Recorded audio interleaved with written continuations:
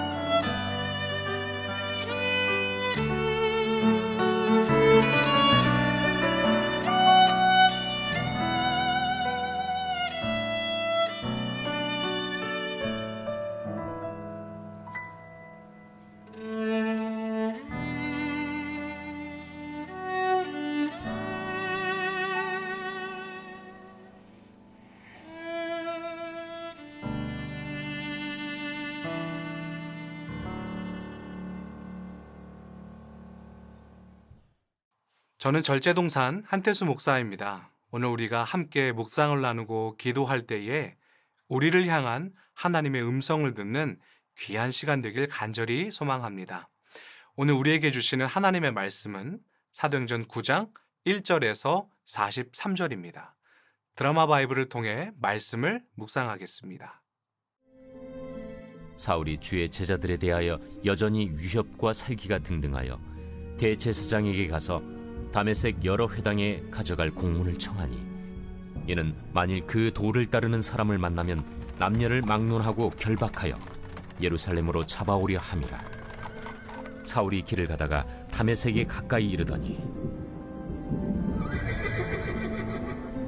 호련히 하늘로부터 빛이 그를 둘러 비추는지라. 땅에 엎드러져 들음에 소리가 있어 이르시되, 사울아, 사울아, 네가 어찌하여 나를 박해하느냐? 주여, 누구시니까? 나는 네가 박해하는 예수라. 너는 일어나 시내로 들어가라. 네가 행할 것을 네게 이룰 자가 있느니라. 같이 가던 사람들은 소리만 듣고 아무도 보지 못하여 말을 못하고 서 있더라. 사울이 땅에서 일어나 눈은 떴으나 아무것도 보지 못하고 사람의 손에 끌려 다메섹으로 들어가서 사흘 동안 보지 못하고 먹지도 마시지도 아니하니라. 그때 다메섹에 아나니아라 하는 제자가 있더니 주께서 환상 중에 불러 이르시되, 아나니아야, 주여, 내가 여기 있나이다. 일어나 집가라 하는 거리로 가서 유다의 집에서 다소 사람 사울이라 하는 사람을 찾으라. 그가 기도하는 중이니라. 그가 아나니아라 하는 사람이 들어와서 자기에게 안수하여 다시 보게 하는 것을 보았느니라. 주여, 이 사람에 대하여 내가 여러 사람에게 듣사온즉 그가 예루살렘에서 주의 성도에게 적지 않은 해를 끼쳤다 하더니 여기서도 주의 이름을 부르는 모든 사람을 결박할 권한을 대제사장들에게서 받았나이다. 가라. 이 사람은 내 이름을 이방인과 임금들과 이스라엘 자손들에게 전하기 위하여 택한 나의 그릇이라. 그가 내 이름을 위하여 얼마나 고난을 받아야 할 것을 내가 그에게 보이리라. 아나니아가 떠나 그 집에 들어가서 그에게 안수하여, 형제 사울아, 곧 내가 오는 길에서 나타나셨던 예수께서 나를 보내어 너로 다시 보게 하시고 성령으로 충만하게 하신다. 즉시 사울의 눈에서 비늘 같은 것이 벗어져 다시 보게 된지라. 일어나 세례를 받고 음식을 먹음에 강건하여지니라. 사울이 다메섹에 있는 제자들과 함께 며칠 있을새 즉시로 각 회당에서 예수가 하나님의 아들이심을 전파하니 듣는 사람이 다 놀라 말하되, 이 사람이 예루살렘에서 이 이름을 부르는 사람을 멸하려던 자가 아니냐? 여기 온 것도 그들을 결박하여 대제사장들에게 끌어가고자 함이 아니냐? 사울은 힘을 더 얻어 예수를 그리스도라 증언하여 다메섹에 사는 유대인들을 당혹하게 하니라. 여러 날이 지나매 유대인들이 사울 죽이기를 공모하더니 그 계교가 사울에게 알려지니라. 그들이 그를 죽이려고 밤낮으로 성문까지 지키거늘 그의 제자들이 밤에 사울을 광주리에 담아 성벽에서 달아내리니라. 사울이 예루살렘에 가서 제자들을 사귀고자 하나 다 두려워하여 그가 제자됨을 믿지 아니하니 바나바가 데리고 사도들에게 가서 그가 길에서 어떻게 주를 보았는지와 주께서 그에게 말씀하신 일과 다메섹에서 그가 어떻게 예수의 이름으로 담대히 말하였는지를 전하니라. 사울이 제자들과 함께 있어 예루살렘에 출입하며 또 주 예수의 이름으로 담대히 말하고 헬라파 유대인들과 함께 말하며 변론하니 그 사람들이 죽이려고 힘쓰거늘 형제들이 알고 가이사라로 데리고 내려가서 다소로 보내니라. 그리하여 온 유대와 갈릴리와 사마리아 교회가 평안하여 든든히 서가고 주를 경외함과 성령의 위로로 진행하여 수가 더 많아지니라. 그때 베드로가 사방으로 두루 다니다가 루다에 사는 성도들에게도 내려갔더니 거기서 애니아라 하는 사람을 만나매 그는 중풍병으로 침상 위에 누운 지 8해라. 베드로가 이르되, 애니야야, 예수 그리스도께서 너를 낫게 하시니 일어나 내 자리를 정돈하라. 한데 곧 일어나니 루다와 사론에 사는 사람들이 다 그를 보고 주께로 돌아오니라. 요빠에 다비다라 하는 여제자가 있으니 그 이름을 번역하면 도르가라. 선행과 구제하는 일이 심히 많더니 그때 병들어 죽음의 시체를 씻어 다락에 누이니라. 루다가 요빠에서 가까운지라. 제자들이 베드로가 거기 있음을 듣고 2 사람을 보내어 지체 말고 와달라고 간청하여 베드로가 일어나 그들과 함께 가서 이르매 그들이 데리고 다락방에 올라가니 모든 과부가 베드로 곁에 서서 울며 도르가가 그들과 함께 있을 때에 지은 속옷과 겉옷을 다 내보이거늘 베드로가 사람을 다 내보내고 무릎을 꿇고 기도하고 돌이켜 시체를 향하여 이르되 다비다야, 일어나라. 그가 눈을 떠 베드로를 보고 일어나 앉는지라. 베드로가 손을 내밀어 일으키고 성도들과 과부들을 불러들여 그가 살아난 것을 보이니 온 요빠 사람이 알고 많은 사람이 주를 믿더라. 베드로가 요빠에 여러 날 있어 시몬이라 하는 무두장이의 집에서 머무니라. 오늘은 이 이야기로 묵상 나눔을 시작해 보면 좋을 것 같습니다. 우리나라 민담 중에 이런 이야기가 있습니다. 교만한 한 선비가 있었습니다. 자기가 가진 지식과 지혜를 사람들에게 자랑하기를 좋아하는 사람이었어요. 어느 날 그 선비는 과거 시험을 보러 한양에 가려고 길을 나섰습니다. 강 나루토에 다다르고 한 뱃사공의 배에 타게 되었죠. 그는 사공에게 으스대며 말했습니다. 자네 글을 지을 줄 아는가? 글 자체를 몰라 지을 줄 모릅니다. 아이고, 그럼 세상 사는 맛을 모르겠구먼구려. 그럼 자네는 공자와 맹자의 가르침을 알고 있는가? 저는 그 사람이 누군지 모릅니다. 아이고, 자네는 인간의 도리를 모르고 사는구먼. 그럼 자네는 글을 읽을 줄 아는가? 아닙니다. 저는 까막눈 입죠. 아니, 이런 세상에나 자네는 도대체 왜 사는가?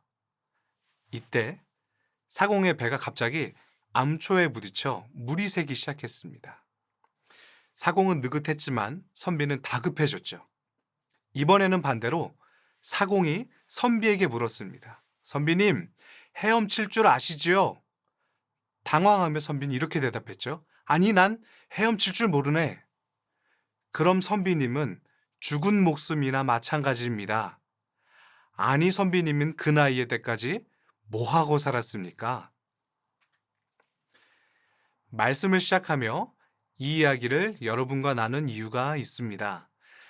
드라마 바이블을 통해 들으신 것처럼 우리는 변화받기 전 그 사울의 모습을 보게 됩니다. 물론 회심한 사울은 사도행전 그 후반부에서 자신의 삶뿐만 아니라 그 13개 서신을 기록하며 세계 복음화를 위해 쓰임받게 되죠. 이처럼 기독교 역사상 가장 위대한 회개의 사건을 뽑는다면 바로 사도 바울의 회심입니다. 회심하기 전 사울은 어떤 사람이었나요? 그는 바리새인으로서 차기 지도층으로 손꼽힐 정도의 뛰어난 지식과 그 출생 배경을 가지고 있었습니다. 그러나 기독교인들을 박해하고 살해했던 사람, 우리가 지난주 7장에서 보셨던 것처럼 의로운 그 스데반을 돌로 쳐 죽이며 그것이 하나님을 위한 충성이라 자랑까지 하던 사람이 바로 사도 바울입니다. 그러다 어느 날 자신의 모든 것들을 다 버리고 오히려 자신이 주기로 했던 그 복음 전하는 사도가 되어서 완전히 바뀐 고단한 삶을 살아갑니다.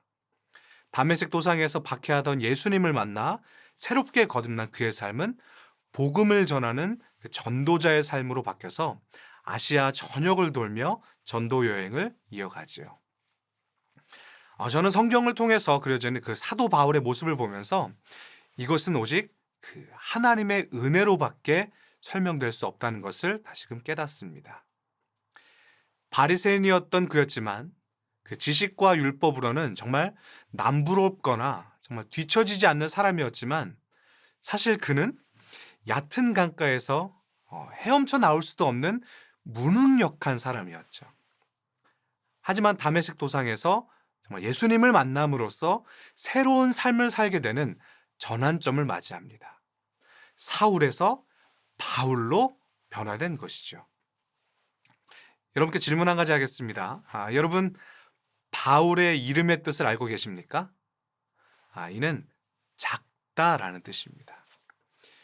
여러분, 이름에서 알 수 있듯이 그는 의기양양하고 자신만만했던 인생에서 정말 그리스도를 만나 지극히 겸손한 자가 되었습니다. 이것이 무엇을 의미할까요? 이름만 바뀐 것이 아니라 그의 삶이 완전히 변화되었다는 것을 보여주는 것이죠. 교회를 핍박하던 삶에서 하나님의 부르심을 받은 삶으로 완전히 바뀐 것입니다. 그 멸망의 길에 있던 사울을 넘어뜨리시고 새로운 삶을 산도록 주님께서 인도하시는 것이죠. 나아가 그를 하나님의 위대한 일을 감당하는 사명자로 부르고 계십니다. 저는 이 사울에서 바울로 변한 그의 인생을 보면서 사뭇 깨닫게 되는 것이 있습니다. 나는 여전히 사울의 삶을 살고 있는가? 아니면 은혜로 거듭난 바울의 삶을 살고 있는가? 하나님께서 바울의 인생은 남을 정죄하고 핍박하며 위선을 행하는 바리새인의 삶이었습니다. 그러나 하나님이 택하셔서 그의 인생이 송두리째 변화되었습니다. 그의 삶에 거만하고 교만했던 모습들, 정말 거추장스러웠던 거품들이 다 사라지고 택함을 받는 순간 그는 구별된 사람이 되었습니다. 복음을 전하는 사도가 된 것이죠. 그래서 저는 사도 바울의 삶을 이렇게 정리하고 싶습니다. 그리스도인을 핍박하던 사람에서 정말 복음을 전하는 사도로 바뀐 사람. 사도 바울이 서신에서 자주 사용하는 헬라어 하기오스라고 하는 단어가 있습니다. 이는 하나님의 사역을 위해서 특별히 구별된 사람들을 가리키는 말입니다. 그런데 이 구별은 세상으로부터의 분리, 죄악으로부터의 분리를 뜻합니다. 우리 삶의 종교적인 습관으로만, 형식으로만 치장되어 있는 그 사울의 삶이 아니라 정말 하나님의 은혜로 말미암아 구별된 삶, 죄악으로부터 분리된 바울과 같은 하기오스의 삶을 살게 되길 간절히 소망합니다. 함께 기도하겠습니다. 주님, 오늘 말씀을 통해서 사울에서 바울로 변화시킨 하나님의 은혜를 묵상하게 됩니다. 혹여나 나의 삶 가운데 사울과 같은 형식적이고 종교적인 모습이 있는 것은 아닌지, 오늘 기도하며 결단하기는 오늘 하루 바울과 같은 낮아지고 겸손한 은혜 입은 자의 모습을 살게 하여 주옵소서. 세상으로부터 분리되고 위선과 형식, 죄악으로부터 분리된 거룩한 삶을 살게 하여 주옵소서. 오늘도 우리와 함께 해 주실 것을 믿사오며 사랑 많으신 예수 그리스도의 이름으로 기도합니다. 아멘.